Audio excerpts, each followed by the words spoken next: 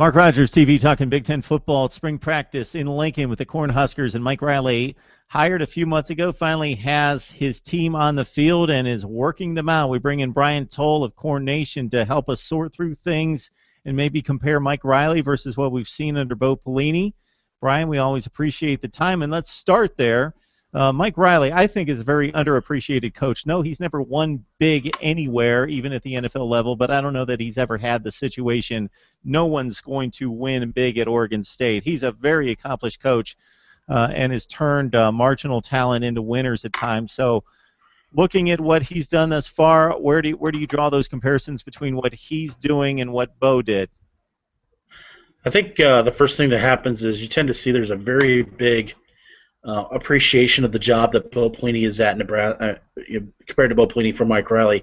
Riley and the staff really kind of worked the limited budget at Oregon State, limited resources, limited facilities, limited money. Everything kind of seemed to be dwarfed as opposed to the school just a couple miles down the road in Eugene that had a big O, a big duck, a big swoosh, it seemed like, and everything like that.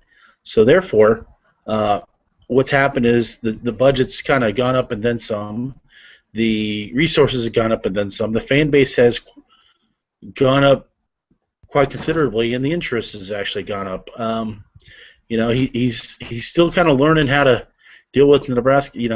Being the only game in town, he's kind of learning to deal with a fan base that really is paying attention to every move he makes. I think he's handled it well, and everything I've heard is, you have to try to not like Mike Riley, and the players have kind of bought into him a little bit more. There's a lot of kids that really love Bo Pelini, but they've come around to Mike Riley really good, and that's really kind of helped his cause to take over for this program. And that he's gotten to where he's now running 120 kids for spring practice, whereas back in Oregon he used to run 70 and 80 in Corvallis.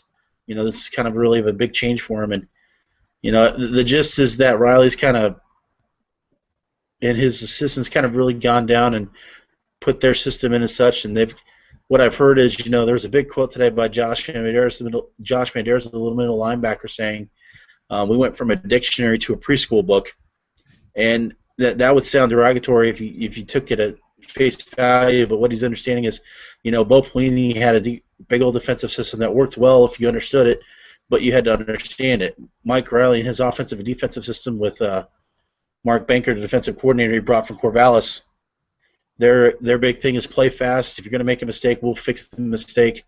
Play fast, make the play. If you mess up, we'll fix that.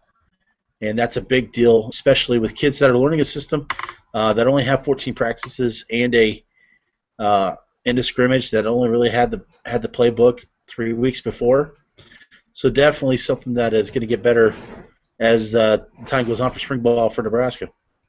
Yeah, all the exotic coverages and schemes that you can throw at these kids don't work if they don't know their assignments and they can't play loose and be very confident in what they're doing. This is not the NFL.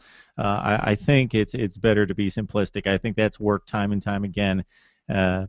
People doing things well, not just doing a lot of things, but doing a few things and doing them well usually works much better.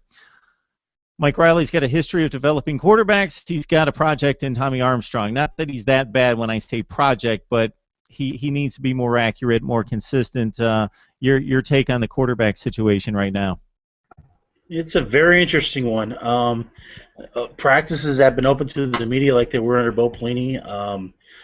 Not all practices. Nebraska's practiced 6 times, and I'd say probably at least 3 or 4 have been able to visible by the media. And after practice, you get a lot of different opinions about it. Everybody's kind of come to a consensus that Tommy Armstrong still is the head guy, the #1 guy. But some say the chasm's growing smaller. Some say it's Tommy's and no one else is going to beat him. What I heard Saturday is he had his worst practice since Mike Riley took over. A lot of different things are coming out, but the gist is that Armstrong is the man. They plan on, Riley kind of made a quote of, we're not here to impose our system. We're here to do what's best for the kids. And, going from a going from a huge spread offense where they ran shotguns 60-70% of the time to a West Coast pro-style offense that you're under center a majority of the time probably won't work. So I think Mike Riley and offensive coordinator Danny Langsdorf, who was with Eli Manning last year with the New York Giants, they really understand that, Nebraska's set up to be a spread offense. They're set up to be 3 wide, 4 wide, lack of no real fullback. Another thing that they can do is, another thing that they do very well is run zone read. And Riley actually mentioned that he wanted to do that before he left Corvallis this last December. So that's a big thing that, is playing into Tommy's strength is, he can play the zone read pretty good. He can run pretty well. The big name that you're hearing out of camp right now is A.J. Bush. He's a redshirt freshman quarterback. Really not very recruited very much out of Norcross High School in Georgia. He won a 6A state title, threw for 2,000 yards, 16 touchdowns his senior season. Nobody really knew about him until Nebraska got his verbal a couple days before, but everybody says the left-hander's getting stronger. He's getting smarter. He can make the throws that sometimes Tommy can't make. And right now, those are the two that are really kind of making the difference. If there's a challenger to Tommy Armstrong, it's A.J. Bush, and it's kind of odd. You got the Elite 11 guy and Johnny Stanton. You got the homegrown hero in Riker Fife, but those are the two guys right now. And really kind of interesting to see that, they're asking quarterbacks in Nebraska to do things that they weren't doing before. Take the check down quicker, throw to the tight end, throw the screen. Not so much the wide receiver screen, but the running back screen. And, the intermediate passing game that the West Coast offense was known about is something that Nebraska really didn't ask their quarterbacks to do the last 2-3 years under Tim Beck and Bo Pelini. So, there's still bad days and such like that, but definitely Tommy Armstrong is showing that he still is the starter. But honestly, depending on who you ask, the chasm could be very small, the chasm could be very big. Really depends on how they keep going, and they're not even halfway through spring practice yet, so maybe there'll be somebody that'll step up and take advantage of that. And Armstrong's production was marginal, considering still he had one of the best running threats in the country in the backfield that should have really opened things up for him downfield. Then he had maybe one of the top 5 or 10 most prolific receivers in the history of the program, and then Anunwa as well, who caught double-digit touchdowns. So, are you comfortable with the guys that are replacing the big stars in the skill position spots? I am. The bigger questions at running back. This is going to be a three-pronged horse. You got Terrell Newby, who really kind of played a decent more last year as a sophomore, but still has hands problems. Still kind of tend to have issues fumbling the ball, which really kept him off the field. You got sophomore Adam Taylor out of Texas, who lost last year to a jacked up ankle. You got Imani Cross, a senior, who's the big bruiser, and that's really a three-headed monster that Nebraska will be able to use, especially when they want to go I-back. It's something that Nebraska did very well, running out of the eye and everything last year, and they tended not to use it a lot. And it kind of surprised you, and you wondered why. But this year, I suspect Riley and Langsdorf really kind of use it, especially with, that weird thing called the fullback that, I guess Nebraska invented. Wide receiver-wise, I'm not really disappointed. He's the guy that Riley cannot stop talking about is Pierson-El, who led the entire NCAAs last year in return yard and punt return yardage. He thinks that, sky's the limit for him as a wide receiver. Also talking about Jordan Westerkamp, who made the great Hail Mary catch 2 seasons ago versus Northwestern as a freshman. Those two really get a lot of play, especially a guy like Jamal Turner, who should be getting a medical red shirt and play outside, out away from the line of scrimmage instead of playing seemingly stuck in the slot his entire career with Tim Beck and Bo Pelini. So there's a lot of definitely guys that definitely can make a difference skill position-wise that take the pressure off the quarterback. Amir was a great player, and it's going to be hard to replace Amir, but there are plenty of candidates to step up and take over for what Abdullah had, because somebody's going to have to do it for Nebraska to keep that offensive power to keep going. And the face of Nebraska wasn't bad last year offensively, but on the games they needed to be good, like the Wisconsin game and the Minnesota game, they really weren't very good. You know, they were pretty much a one-trick pony, and they would probably make Nebraska a lot better if they were, you know, had a few players instead of just an Amir or just a Rex Burkhead a couple years ago or such.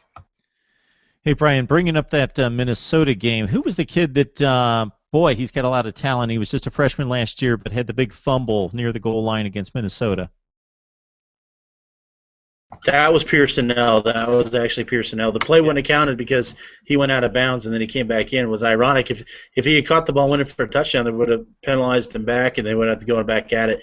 He's the kid. You know, he had a big touchdown run back and almost comeback win against Michigan State. He had a home run against Iowa on that comeback win. Had more return yardage than anybody in the NCAA. Probably would have been a first teamer, given the one. I can't remember the one kid's name, but you know, he's the sky's the limit for him literally when it comes to receiving. He's a little raw when it comes to running patterns. The new wide receiver coach Keith Williams, who comes out of Tulsa, really has worked on these guys, and the one thing he's definitely emphasized is pattern running. Get the pattern right. Get your pattern down. You know, catching the ball is one thing, running the right pattern and getting yourself open is another thing. And to be in that offense, you know, you really kind of everybody's got to kind of know what they're doing. And last year it tended to become a little something where, you know, we'll backyard it a little bit. We'll you know, freestyle a little bit. You know, this offense seems like it's really concise and really precise and really kind of wants to get people in position to make good things happen. Take out the Wisconsin game. Yeah, the bowl game against USC gave up a lot of yardage, a lot of points, but I just think it was one of those kind of games, and the defense I thought was better than it had been the couple previous seasons before that. You've got some issues at linebacker, but kind of size up the defense for us. The defensive line, I think, is going to be, once again, the strength of the team, but I think the cornerback and safeties positions are pretty good. You know, lost a few guys that, you know, coaching-wise, I had a lot of experience in Rich Kaczynski on the D-line and Charles Warren in the secondary. They both left. Warren went to North Carolina after signing day. But you replace him with a couple decent guys. Hank Hughes out of Cincinnati, and the bigger move, Brian Stewart, who used to be the Maryland defense coordinator, used to be the defense coordinator for the Dallas Cowboys, comes to Lincoln. And yet, still, the weakness of the defense will be the linebacking crew. And right now, it's a numbers game. It is a straight-up numbers game. There's not a lot of healthy guys. A lot of guys are getting reps, which are a good thing for Nebraska because then they can find out what they have. But the drop-off from first string down is really kind of rough.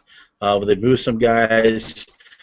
They move some guys from safety to linebacker, and you're going to have a few guys who came in linebacker. You're going to have at least 3 guys come in from this recruiting class, for the 2015 recruiting class, that could very well start. There's a kid named Dedrick Young who came in mid-semester out of Arizona who literally could probably start next year because that's how slim the issue is a linebacker. So defensive line is going to be pretty good. They lose Randy Gregory. They lose Avery Moss not coming back. They still bring back Greg McMillan, Maliek Collins, and Vincent Valentine's a good 3. There's a kid named Freedom Akinmeladium who is recruited as a wide receiver. Yes, spell that, please. You know that he was recruited as a tight end. After 1 year, they said, well, he's athletic, but his hands are an issue. In other words, he can't catch anything. So you're going to take a 6'5" kid, 6'5", I think the number is 6'5", 240. I could be wrong. And they moved him over to defensive end to help go stand behind where Randy Gregory was. And he's very raw, but he's very athletic. And you want to get a kid that's very athletic on the field, that's where you're going to have to get him in Nebraska's system. Nebraska defensive end-wise is a little thin until it gets to August. Defensive tackle, they're probably the best they've had been since Ndamukong Suh left the program. He played next to Jared Crick, 2 NFLers. You have guys that can play in the NFL, Maliek Collins, Vincent Valentine, heck, even Kevin Williams. You know, Kevin Maurice could be an NFLer. They got a couple kids coming in. Peyton Newell, Mick Stoltenberg, kids that redshirted last year that are going to be players. Really strong on the defensive line. But unfortunately, it's going to start and end with the linebacking crew. basically because that's the weakest part of the team. If the linebacking crew can get some depth and get pretty good real soon with how many players they don't seem to have, then this defense could be really good come Big Ten play. Okay, Brian, we're about halfway through it. As you let me know before we went on, 7 practices deep. You take a break, then you come back, and the spring game's a couple weeks away on April 11th. So I'm going to be interested at that point if we can drag you back on to see what you think about the Huskers after watching the spring game. Yeah, that's going to be a very interesting spring game. Already 52,000 tickets have been sold for the spring game in Lincoln. Kids get in free, so the number could even reach up to 70,000. It's always one of the more attended spring games in the country. I think maybe Penn State, maybe Alabama, a couple other schools may get better. It's going to be interesting to see what Mike Riley can do with this offense. What I'm really interested to see is how he integrates his theory of pro-style West Coast with what Nebraska does well, which is zone read, wide open, such. It'll be an unfinished product, obviously, but it'll be interesting to see who makes what moves between then and now. That's about 3 weeks from now. You know, they're taking a break after this coming Friday for spring break. That helps some guys. That helps not a lot of guys. Everybody's getting reps too, so you know if you have it, you're gonna be able to flaunt it in the system. Brian Towle of SB Nation's Corn Nation. And hopefully we can get you back, Brian, in just a few weeks after the spring game, and we'll break things down again. You got it.